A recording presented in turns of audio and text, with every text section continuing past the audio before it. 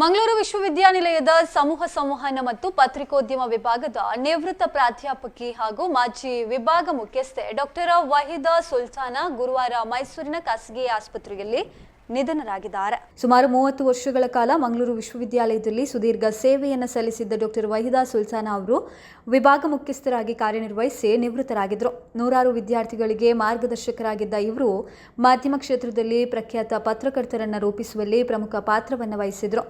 ಮಾಧ್ಯಮ, ಆರೋಗ್ಯ, ತಂತ್ರಜ್ಞಾನ ಹಾಗೂ ಮಹಿಳಾ ಅಧ್ಯಯನ ಕ್ಷೇತ್ರಗಳಲ್ಲಿ ಅಪಾರ ಅಧ್ಯಯನ ನಡೆಸಿದ್ದ ಇವರು ಪ್ರಮುಖ ರಾಷ್ಟ್ರೀಯ ಮತ್ತು ಅಂತಾರಾಷ್ಟ್ರೀಯ ಸಂಶೋಧನಾ ಪ್ರಬಂಧಗಳನ್ನು ಪ್ರಕಟಿಸಿದರು. ಬಾಂಗ್ಲಾದೇಶ, ಮಲೇಷಿಯಾ, ಶ್ರೀಲಂಕಾ ಹಾಗೂ ಹಾಂಗ್ಕಾಂಗ್ಗಳಲ್ಲಿ ನಡೆದ ಜಾಗತಿಕ ಸಮ್ಮೇಳನಗಳಲ್ಲಿ ಭಾರತವನ್ನು ಪ್ರತಿನಿಧಿಸಿ ಪ್ರಬಂಧವನ್ನು ಮಂಡಿಸಿದರು.